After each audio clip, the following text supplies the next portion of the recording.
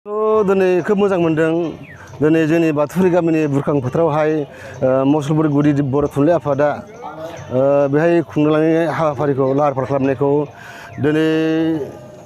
खोब गाजा गोमजायै जादों जोंनि खुंनाया जोंनि बे दिनै खुंनायहाय जोङो बेखेवगिरि हिसाबै लाबोदों जोंनि मानगोनां आलासि सार बिरेश कुमार कसारि लोगोसे दिनैनि मेलाव गेवलां ज'आव दङ जे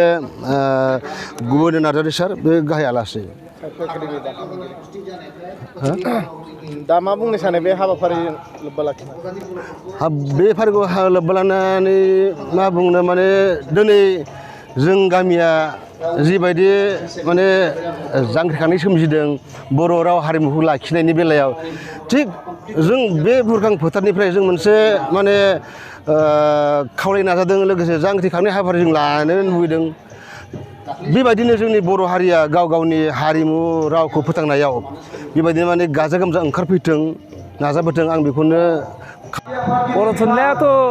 1952 निफ्रायनो सोलिबोगासिनो दङ बे 1952 निफ्राय दिनैहाय 72 माबा जाबाय टाइम्स जाबाय दा जोंबो बे मुसलपुर गुदि बर' थुनलाइ हिसाबै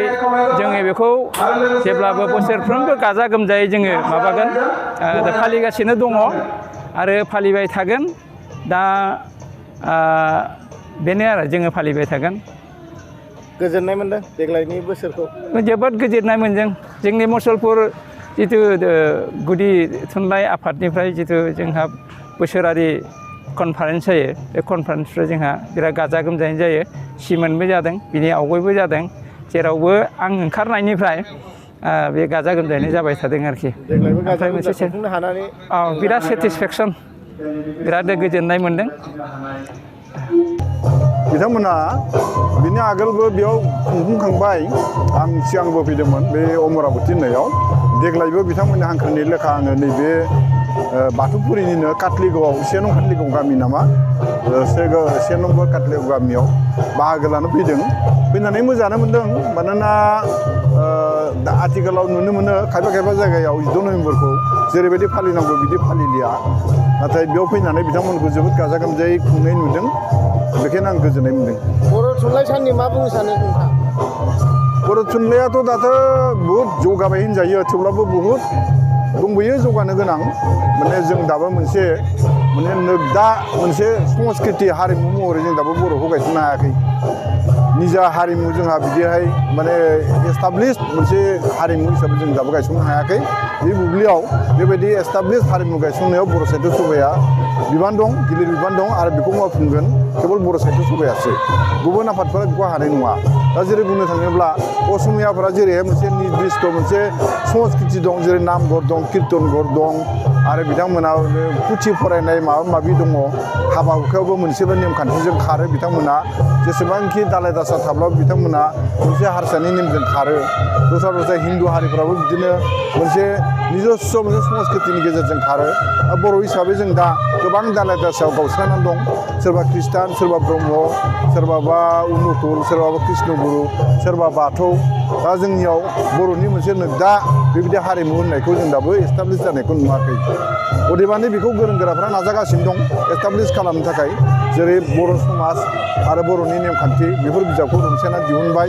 दा बेखौ बयबो फालिलायब्लासो जों बेबायदिसिम खारनो हागोन आरो बे बुब्लियाव बर' साहित्य सभाया बेखौ मावफुंथारनायनि मोनसे गोख्रों बिबान दं होननानै आं सानो नोंथाङा सासे थुनलाइगिरि हिसाबै थुनलाइ सिबियारि हिसाबै नोंथांनिफ्राय बे बोसोराव मा मा बिजाब ओंखारदों फोरमायनो हागोन नामा आङो बेक्तिगत हिसाबै दासिमबो लेखा सेबखांनानै दिहुननो हायाखै आं ट्रेन्सलेटसो खालामो आरो दाबो ट्रेन्सलेसन खायसे लेखा आं खालामनानै दोनदों नाथाय फैसानि आंखालाव आं बेफोरखौ खालामनो हायाखै ओमफ्राय नाजानाया दङ आङो आर्टिकेलफोर लिरो गुबुन गुबुन जायगायाव आर्टिकेलफोर लिरनानै होयो खिन्थु आंनि बिजाबफोरखौ आं दासिमबो सेबखांनो हायाखै आरो दङ माने गांबा सयखानसो जानाय बायदिहाय जखानि दं आरो ओंखारनो गोनां दं नामा सार ओंखारनायथ' आंथ' दासिमबो प्रेसाव होनायनि जेबो लाहार फाहार खालामाखै नोंथाङा सासे साहित्य एकाडेमि बान्था मोनगिरि हिसाबै लाइमोन जाखांफु लिरगिरिफोरनिसिम मा बुंनो सानो दिनैनि सानाव? लाइमोन जाखांफुनाय लिरगिरिफोरनिसिम आं बेखौनो बुंनो नागिरदों बिथांमोना जायखौखि लिराथों मानो बिथांमोना सुंद' सल' लिरनो हायो, खन्थाइ लिरनो हायो बा सल'माबो लिरनो हायो, रायथाइफोरबो लिरनो हायो। नाथाय जाय बेसादखौ लिरनो थांगोन बै बेसादनि सायाव मोनसे गोथौ आरो गुवार सोलोंथाइया थानो नांगोन, अध्ययन स्टाडिया थानो नांगोन। खायसेया जेनेबा लिमारिक खन्थाइ होननानै जायखौ बेखौनो लिरो, खिन्थु लिमारिकनि फर्मुलाखौ बिथांमोना मिथिनाय बायदिखौ आं नुवा, गोबांखौनो नुवा आरोखि। थिग बिदिनो सुंद' सल' होननानै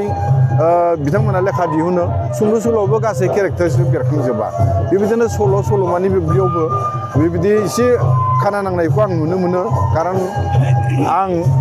निजेनि गावनि लेखा सेबखांनानै दिहुनाखैब्लाबो गोबां बुब्लियाव आङो जुरि हिसाबैबो थाबाय, बिभिन्न प्राइज टाइज एवार्ड टेवार्ड होनायनि बुब्लियाव बिनिफ्राय एक्सपिरियेन्स मोनसे मोननाय मोन्दों। ओमफ्राय जोंखौ नायनोबो होयो, नायनायनिफ्राय बिदि स्टाडिबो जायो। आरो आं जिहेतु ट्रेन्सलेट खालामो गुबुन रावनिफ्राय, बे गुबुन रावनि बिजाबफोरखौ ट्रेन्सलेट खालामनो थांनायाव बेफोरबायदि गियानखौ एसेबाबो नुनो मोन्दों आरो। मोनसे निर्दिष्ट मोनसे थायो मालाय मोनफ्रोमबो साबजेक्टआ, गथिखे बे बुब्लियाव जुदि सांग्रां जानो हायाबा इयुनाव ओरै जानो हागौ बबेबा बान्था मोननाय बिजाबाबो जुदि फर्मुलाखौ फुरा बा फुलफिल खालामाखैबा उनाव जों मिनिजानाय जागोन। बेखायनो जाय लेखाखौनो लिराथों मानो सुंद' सल'आनो जा, सल'मायानो जा एबा रायथायानो जा, माने बिनि अरिजिनेल केरेक्टारिस्टिकखौ गासिबो हाजोबनांगोन। खन्थाइनि बुब्लियावबो एखे। नोंथांखौ जोङो सम सम सावथुन मुलुगावबो नुनो मोनो। दासिम नोंथाङा मा मा सावथुनाव बाहागो लादों सार? सावथुन मुलुगाव आं थिग सावथुन मुलुगनि गुबै फावगिरि महरै ओंखाराखै। ओरैनो जोंहा न' खाथियावनो जिहेथु सासे फिल्म सावथुन दिहुनग्रा बिथां फैलाजे बरगयारि दङ आरो गिबियाव बिथांमोना आंनि न'खौनो गिबियाव बिथांमोना बे हायनामुलि होननाय जिथु माने सिरियाल दिहुनदोंमोन,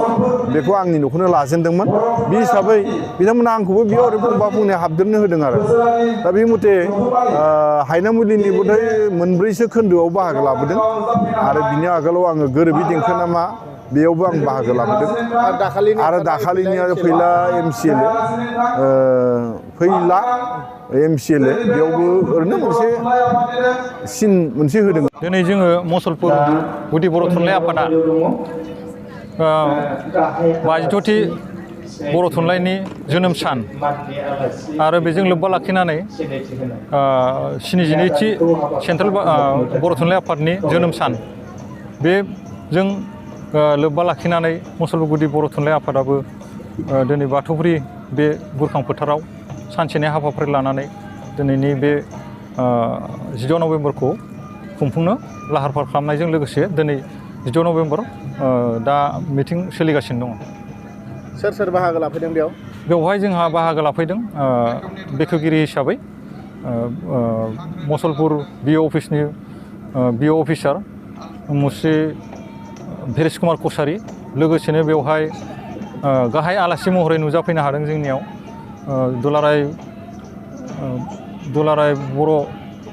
थुनलाइ आफादनि बारग' नेहाथारि गबिन्द नार्जारि सार, बिथाङा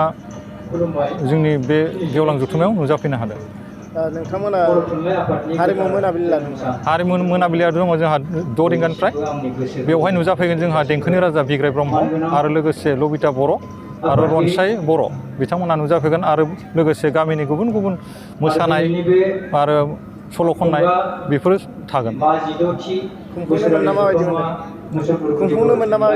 खुंफुंनो उनाव बेखौनो मोजां मोनो दि बर' थुनलाइ आफादा बर'खौ,